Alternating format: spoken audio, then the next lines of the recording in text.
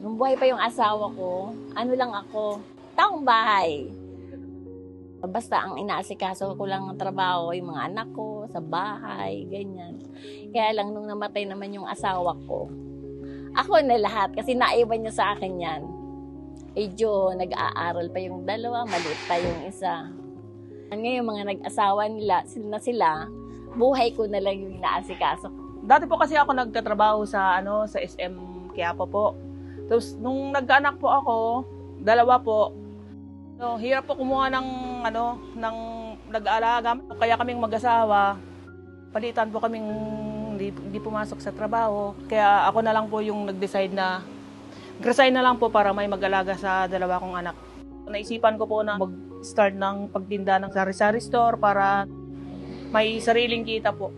Para po may pamasahe ng mga anak ko na pagpasok sa eskwelahan po. Yung bata po kanina na nakita nyo po ay apo ko po siya. Umaga bago po pumasok, talaga pong nagpapaalam po siya sa akin. At umihingi din po ng kahit na konting baon para meron po siyang panggasto sa eskwelahan. Lahat po kami rito, kasama po yung asawa ko ay nasa 13 po kami. Paglipat namin dito, yun yung nakita ko na binabaha pala ito. And mostly ang nakikita ko, lalo dyan sa kanal, puro mga sachet, plastic ng candy, o pinagbalatan ng biskuit. Iwas ba tayo pagka wala tayong sachet na yan? Binabaho ko ba kayo dito? Nung Ondoy lang at saka nung Unisys ata yun, 2 beses na. Sa tanda ko na dito, yun lang ang nakita kong tubig.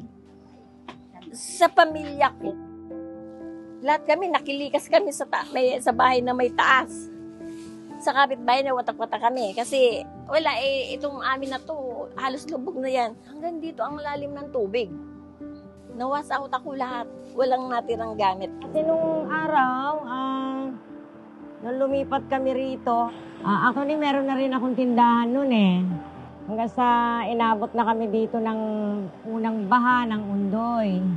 Walang natira, halos lahat na-wash out kami, pati mga damit namin. Laman ng tindahan, naubos. Hanggang sa dumating yung panahon na unti-unti na ibangon ko muli ang tindahan. Bumalik muli sa dating normal. Pero yung kaguluhan, medyo nabawasan. Ito naman pong pagtitinda ko ng kuha sa tingi, may nakapagsabi din po sa akin na bakit hindi mo pa-enroll ang tindahan mo nang sa ganon ay makakuha ka ng paninda mo ng kuha sa tingi na isang makakapagbigay din o makakadagdag din sa inyong kita sa tindahan. At doon po ay naiset po ako para sa orientation at doon ko po nakita at nalaman ang kahalagahan ng kuha sa tingi. Yung unang ko po sa kuha sa tingi, may nagpunta po dito na parang agent po, parang naglista ng pangalan, yung address, tapos yung ng sari-sari store. Yun, biglang pong may nag-text po na natanggap po kayo sa kuha sa tingi. Mabuti po na bumili ng kuha sa tingi kasi bawas po sa paggamit ng mga plastic. Maganda sana na tangkilikin yung kuha sa tingi. Dati nagtitinda ako ng mga kasasye lang. Ngayon hindi na. Kasi nakapokus na ako dito sa kuha sa tingi. Ibang sachet, magkano 10 pesos. Ito pwede kayong kumuha ng 4 pesos, 5 pesos. Laki ng minus ninyo. Yun ang sinasabi ko sa kanila. Yung paggamit po ng product ng kuha sa tingi, una po kaming gumamit para masubukan namin kung ano ang kagandahan nito na para yun din po ang sasabihin namin sa mga mamimili namin.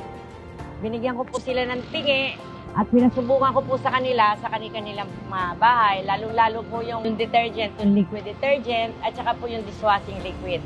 Para malaman po nila kung ano po ang kaibahan doon sa nabibili sa sachet at dito sa tingi. Gusto ko rin po madagdagan yung dagdag kita po at saka dagdag puhunan po sa kuha sa tingi. Pag may bumibili po ng kahit pa unti-unti, at least meron pong tubo po. Laking tulong yun sa akin. Unang-una, diyan ko na nakukuha yung pang-araw-araw ko, pang-tanghalian ko. Diyan ko nakukuha yung pansarili ko. Nang sa ganon, hindi ako intindihin ng mga anak ko, yung hindi ako pabigat. Itong kuha sa tingin, malaking bagay po. Una po, dyan pa rin po namin kinukuha yung aming pang-araw-araw na sa pagkain, pambayad din ng mga ibang bagay. At higit po sa lahat, nagkaroon ako ng karagdagang pambili ng gamot ng aking asawa, pambaon po ng aking mga apo sa kanilang pagpasok sa eskwela. Napakilaking tulong sa akin ang kuha sa tingi bilang isang single mother. Dahil sa kuha sa tingi, nagkaroon po kami ng oportunidad na madagdagan ang aming kita. Ang bawat tingi ay malaking tulong sa aming pamilya at sa komunidad.